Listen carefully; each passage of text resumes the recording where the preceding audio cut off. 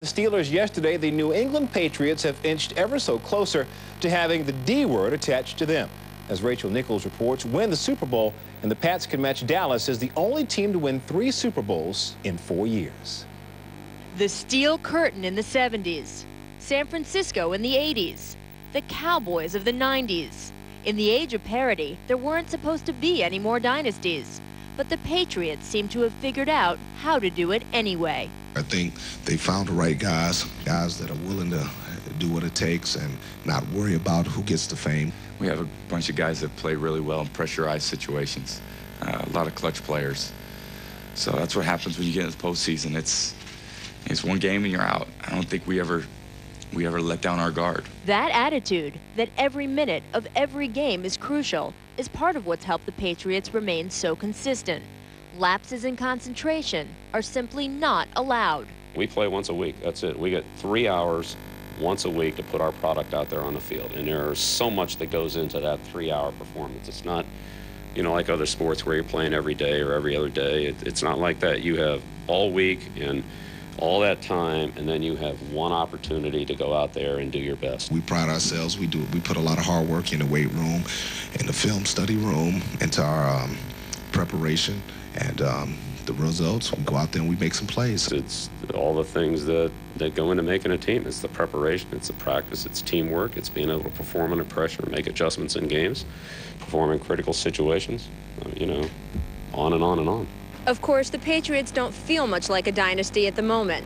Coach Bill Belichick said several of his players were so exhausted by halftime Sunday they needed IV fluids. Then weather delays kept the team from getting back to Foxborough until 3:45 Monday morning, at which point the ever-diligent Belichick held a team meeting. With the Patriots, I'm Rachel Nichols, ESPN. All right, Rachel, the Patriots scoring 41 points in last night's win against the league's top-scoring defense during the regular season. That point total is the most by a road team in a conference championship game in the Super Bowl era, beating the old mark of 37 set by the 75 Cowboys. Next up, the Philadelphia Eagles in the Super Bowl. And as Tom Rinaldi reports, the city of brotherly love is the city of euphoria.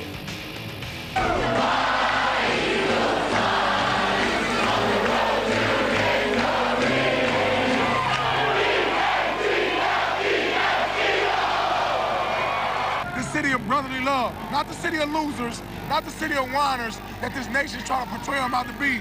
This is a city for champions, and I'm glad to be a part of the team that's going to give them a chance to have a champion here. The morning after, the night after, the stadium was still standing, and the residue of celebration was still everywhere. It seemed everyone wanted to be an Eagle. However improbable the win, the Liberty Bell still had just one crack, although people were checking. The only resident seemingly unmoved by the Eagles' triumph was William Penn, but then he couldn't call in to Sports Talk Radio. Last night was the best night of my life. I gotta tell you, I cried for hours last night with such joy. I can't even tell, I'm about to cry now. Well, I always say that you need to bleed to know bliss. This town was hemorrhaging for a long, long time. As a youngster, and I saw them win a championship game, it stays with you forever. And you think you're going to see many more, and then the next thing you know, it's 45 years later, and you haven't seen another one. We gained our identity through sport and through our love of sport. And this is where the Eagles come in. It's become a thing now. It had to happen. The corner of 9th and Passyunk in South Philadelphia is the crossroads of cholesterol in a town that still deeply values Cheese Whiz. Pat's or Geno's, with or without, a perfect place for a town's collective hunger for a title. Philly's a sports town. Everyone keeps rooting for their teams. It's been 24 years since we've had a championship team. It seems like every 4 years, one of the teams gets somewhere but never actually wins. Fly, Eagles, fly, on the road to victory! E-L-G-L-E-S, Eagles! After Sunday's win, Eagles running back Dorsey Levens looked toward the Super Bowl. Losing is not an option, he said. Levens is not a native of this city and so might not understand. Losing is a mandate in recent Philadelphia sports history. Now, the Eagles have a chance to change that. In Philadelphia, Tom Rinaldi, ESPN. Let's bring in Stephen A. Smith, our intrepid reporter, joining us from Philadelphia. What's this Super Bowl berth mean for the city of Philadelphia? I think it means everything, Dan, from the standpoint that when you lose 3 consecutive NFC championship games, I don't care what anybody says, you sort of start wondering whether or not you're cursed. And then you go out and you get Javon Curse, you know, to be that primary pass rusher and to really inspire your defense. And you get Terrell Owens to be that wideout that you desperately lacked from the previous 3 years. And then he goes down, you know, 2 to 3 games before the regular season ends. Definitely there was this feeling permeating throughout the city of Philadelphia that said, I wonder if luck will ever fall on our side. And then for Donovan McNabb to lead this team the way that he did, for the defense to play as inspired as they played throughout these playoffs, and for you to finally reach the Super Bowl for the first time in 24 years, I think that's just a load off this city's shoulders, and obviously it's absolute euphoria right now. But we've talked before, and these fans just wanted to get past the title game. Just let us win a title game. Is there a chance of just exhaling, these fans saying, okay, at least we won an NFC title game? Well, I think they exhaled yesterday, but I think now that that's behind them, it's 24 hours later, your sights are set on the Super Bowl. You look at the New England Patriots, you recognize how formidable they are. They've captured 2 of the last 3 Super Bowl championships. They do have Tom Brady and Bill Belichick, but at the end of the day, the Philadelphia Eagles look at their squad, this city looks at this squad, and they say, we can get it done. We can beat them. And that's the mentality that's going on right now. How tortured has this city been with all the near misses in the last 2 decades? Oh, man, it's been a nightmare. I mean, on an annual basis, it's been like a cemetery in this town around this time of year, especially over the last 3 years. First to St. Louis. They weren't that miserable when they lost to St. Louis 3 years ago, or 4 years ago, rather, simply because they recognized that, you know, Kurt Warner and those boys, they were the preeminent favorites at the time. They were having a surreal kind of season. And just to get that far, the city of Philadelphia was very happy. But you expected them to beat the Tampa Bay Buccaneers. They didn't get it done. You definitely expected them to beat the Carolina Panthers. They didn't get it done. So the last 2 years have been absolute misery that can't even be measured. So definitely it was a big chance for them to exhale after yesterday's victory. Try to gauge what a Super Bowl victory would mean for that city. I wouldn't want to be here. These people are hard to take enough as it is. I mean, if they won the Super Bowl, I mean, listen, put it to you this way. Even when they were losing, when they went through 3-13 and 5-11 seasons, it's Super Bowl week and everyone was still talking about the Eagles. Just imagine how it would be if this city won the Super Bowl, if the Eagles won the Super Bowl. I mean, as happy as I would be for the city of Philadelphia, it would just be hard to take. It really would. T.O., in your opinion, playing in 2 weeks? There's no opinion about it. He will play. Stephen A. Smith joining us from Philadelphia. As always, Stephen A., good to talk to you, man. All right, Dan, take care. And some big Boston-Philly moments head-to-head. The '74 Stanley Cup Finals, Flyers and Bruins. Rick McLeish with the Game 6 clincher. Flyers beat the Bruins 4-2. 80-82, Celtics and Sixers. Boston and Philly meet in the conference finals 3 straight years. Celtics won in '80, Sixers won in '81 and '82. Now Pats and Eagles, rematch of a Week 2 meeting last season. Patriots won the game 31-10. Tom Brady, 3 touchdown passes, and the battle continues in the history books. Boston had Paul Revere, December 16, 1773, took part in the Boston Tea Party. Philly got Ben Franklin, founding father. Oh, the High Flag Falcons can't get the win in the big game. After Sunday's loss to New England, Bill Cowher's 1-4 in AFC title games, the only coach who has been at home for 4 or more title games with a losing record. Steelers fans reduced to using their terrible towels to soak up their tears. And as Ed Werder reports, they weren't the only ones. It was for the Steelers a defeat that will endure for more than a day. Hines Ward was reduced to tears Monday without it diminishing him in the least. The 7-year veteran wept openly after listening to Jerome Bettis speak to his assembled teammates for perhaps the final time. Everybody was crying. That's how bad it hurts. I mean, so, you know, and I felt sorry for him because, you know, I learned so much from the guy. And to me, he's always a champion to me, regardless. You know, if he never played in the Super Bowl or not, I learned so much from him. And well, just told guys that, you know, if in fact this is the last opportunity for me to be with you guys, you know, it was a great experience, and I just wanted to thank everybody for the memories. It was very emotional. I mean, he got up and said how much he enjoyed playing with everybody, and I mean, I don't know what he's going to do, but I mean, we had a chance to do something special, and we fell short this year. While Bettis says it may take weeks to decide whether he returns for a 13th NFL season, his teammates sensed at the end of his third AFC Championship game defeat that Bettis might be finished. I talked to Jerome on the sideline and I said, there ain't no way I'm going out like this, and he didn't say the same thing back. So it's a tough way to go out if that's the way you go out. But, you know, right now, the way I look at it is I don't have any regrets. I mean, I wanted to win more for him more than anything, because he deserves to be a champion. I mean, we all failed, and I didn't deserve it more than the next guy. Bettis turns 33 next month and doesn't want to make an emotional decision about retiring. He says he still loves the game, but will only keep playing if he can continue to be productive. If not, he'll retire as the 5th leading rusher in NFL history. In Pittsburgh, I'm Ed Werder, ESPN. And turnovers told Pittsburgh's playoff story, and they also allowed 4 plays that went for at least 50 yards. All 4 of those plays went for touchdowns for the Jets and the Patriots. Dan? Tom Brady's success has brought comparisons to his boyhood idol, Joe Montana. Before he even steps on the field in Jacksonville, why he's already better than the Hall of Famer. Sean Salisbury will join us with that when Sportscenter returns right after this.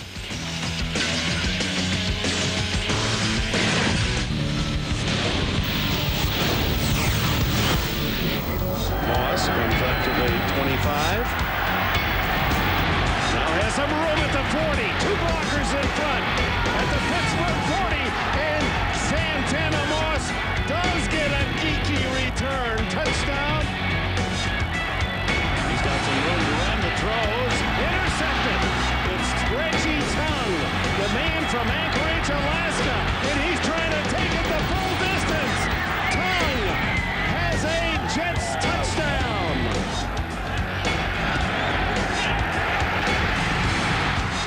And the 16-1 Steelers move on. From the 5, Brady with time, now on the run, throws, touchdown! Touchdown, Patriots, David Gibbons.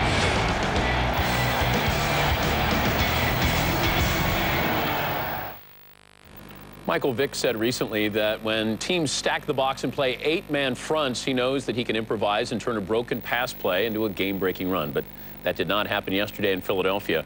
Vick had no rushing attempts after the first quarter, and his team was held under 100 yards rushing for the entire game. An off-season concern for a Falcons team already looking ahead. Here's John Barr. The Falcons' loss in their biggest game of the season revealed one of the team's biggest weaknesses, Atlanta's inability to throw downfield successfully. It's a familiar problem, and one Falcons coaches know they need to address.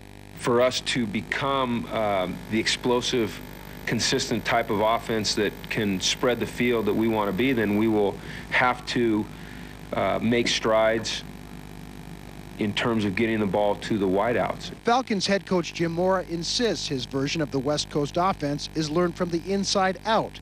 Atlanta has the inside part down with a league-leading rushing attack and a Pro Bowl tight end in Algie Crumpler, who led the Falcons in receptions. Now it's time to work on the outside. Wide receiver Peerless Price, considered the team's deep threat, had just 45 receptions, the lowest number since his rookie year. And we feel like we've got ability. We feel like we've got scheme and concept. We just need more experience together working in this system, and it'll come. While Falcons coaches say they only need to fine-tune a team that was 1 win away from the Super Bowl, expectation levels in Atlanta have been overhauled. Keep in mind this is a team that has yet to have back-to-back winning seasons in its 39-year history. I think the culture has changed. I think the environment has changed. I think the character of this team is very strong. This is an organization that is committed to winning, that knows how to win, and that will continue to win. And that's just the way it's going to be. This season marked the 3rd time in franchise history the Falcons won a division title. The first 2 times the Falcons won a division title, they had a losing record the next season. Baseball news, the Carlos Delgado sweepstakes continues as the Mets and Delgado resuming talks today, one day after the free agent first baseman let the team's deadline for a deal pass.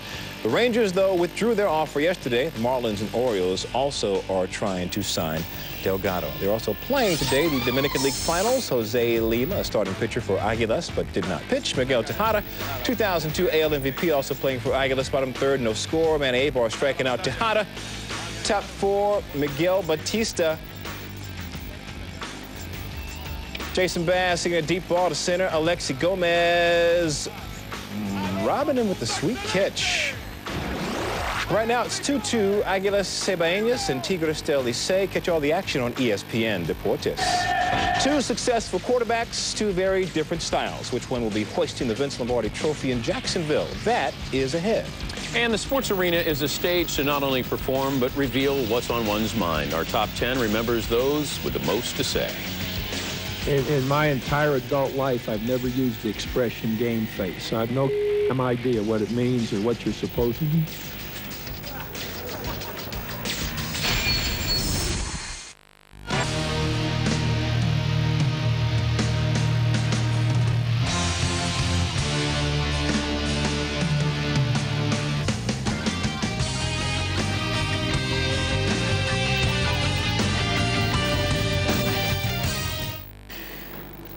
Tom Brady versus Donovan McNabb, as compelling a matchup of Super Bowl quarterbacks you could possibly have. There's Brady, the silent assassin, already a two-time Super Bowl MVP, and McNabb, less reserved but just as relaxed as Brady, who's making his maiden Super Bowl voyage. Our Monday evening quarterback, Sean Salisbury, set to join us, demonstrating how the two quarterbacks set up their Super Bowl showdown. Sean?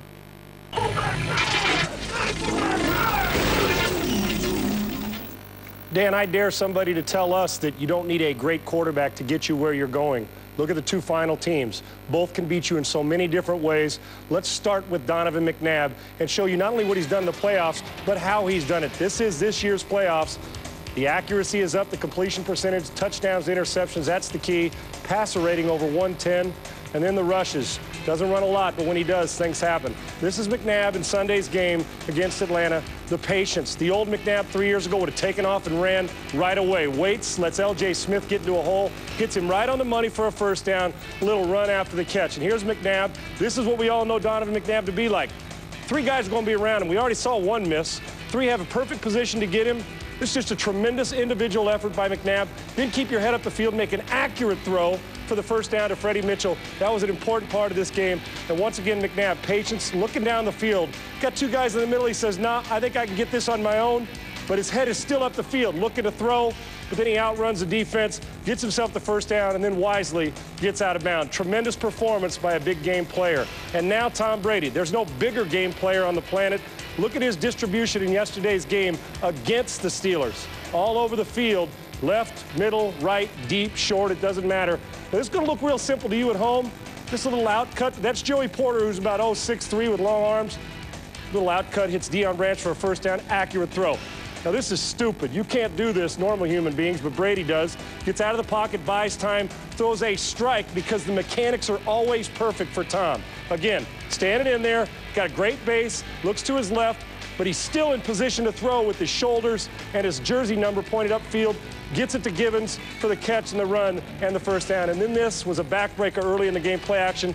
He knows now where he's going with the football. Looks to his right, holds on to it. Not too much air where the DB can make a run on it, and not two line drive where somebody can knock it down. Hits Deion Branch with a tremendous, accurate throw. I think Tom Brady's the best pressure quarterback maybe we've ever seen, Dan, because he does not have the same personnel that Joe Montana had. It will come down to the quarterbacks either turning it over or not turning it over in this Super Bowl 39. That's where your champion will come from. Dan, back to you. Thank you, Sean. Brady and McNabb have combined to throw 7 touchdowns without an INT in this season's playoffs. Both Brady and McNabb rank in the top 5. The lowest interception percentage in a postseason career with a minimum 150 attempts. In fact, Brady has thrown just 3 interceptions in 271 career postseason passing attempts. Jay?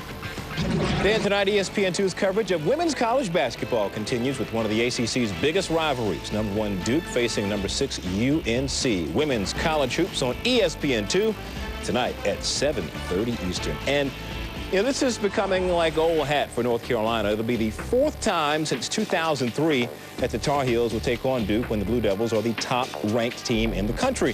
And North Carolina has lost to Duke in all 3 games. Video game from THQ. Available now. Where justice ends, punishment begins. America lost an icon yesterday with the passing of legendary Tonight Show host Johnny Carson, who died at the age of 79. Carson's reign over late-night television spanned 30 years, from 1962 to 1992. He was known for his comic impressions, A-list guest, and an opening monologue, which was both a nightly barometer of the times as well as a rousing source of laughter. Tonight, a top 10 ode to Johnny Carson, as we honor his legacy with a comedic collection of sports monologues. At number 10, 13-time NHRA champion John Force, even if you can't understand what he's saying. I thought, here goes the whole left side of this old cow, so he's just going to kill this old Mustang right here, and then it come back out in the middle. I still didn't see him. You was late. I wasn't late. I was here waiting for you guys. So everything's okay now? I'm a 9-time champ, Winston champ, and I love it. And I'm going to get me a beer because I've had enough of this casserole, all-pro bumper, Bistion, Mac 2. You just hate this. I know, but they pay my bills. Number 9, Bob Knight, who during an NCAA tournament news conference gave us a bit of physical comedy. In my entire adult life, I've never used the expression game face, so I have no idea what it means or what you're supposed to do.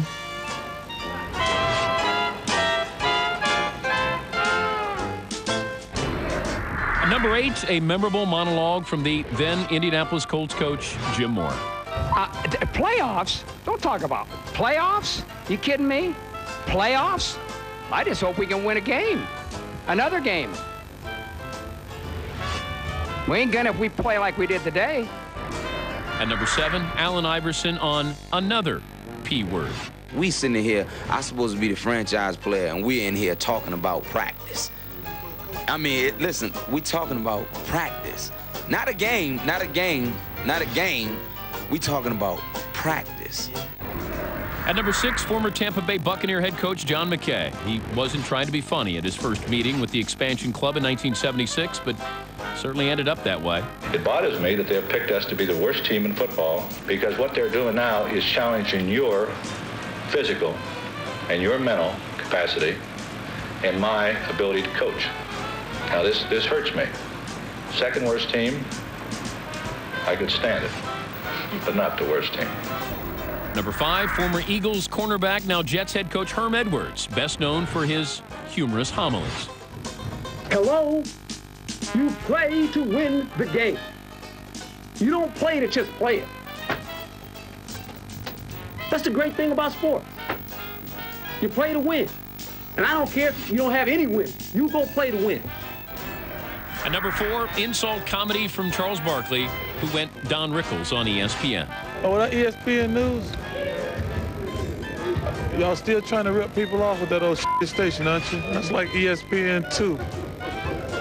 You only need one ESPN. You don't need more than one. Nobody's just trying to rip people off buying more cable time. At number 3, the comedic team of Ali and Cosell, 2 motor mouths who motored well together. I'm always confident I whip all of them.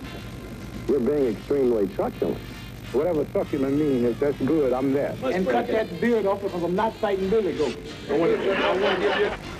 Number 2, Hank Stram, who turned Super Bowl IV into his day at the Improv. How can 6 of you miss a play like that, huh? All 6 of you. The ball jumped out of there as soon as we made contact, and nobody... I thought you were talking about you being on the field. No. What? And at number 1, Earl Weaver and umpire Bill Hallen. A real-life comedy sketch that the best Johnny Carson joke writers couldn't match. Earl, you run yourself, Earl. You run yourself.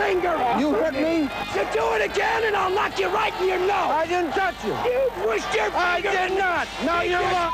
Damn it. You're lying. No, you are. You are lying. You're a big liar. You are a liar, Earl. You are a liar. Syracuse riding a 12-game win streak. Hakeem Warwick, a big reason why. Second in the Big East in scoring. Syracuse-Rutgers, ESPN, following SportsCenter. SportsCenter, brought to you by The Punisher video game from THQ. Available now. Where justice ends, punishment begins.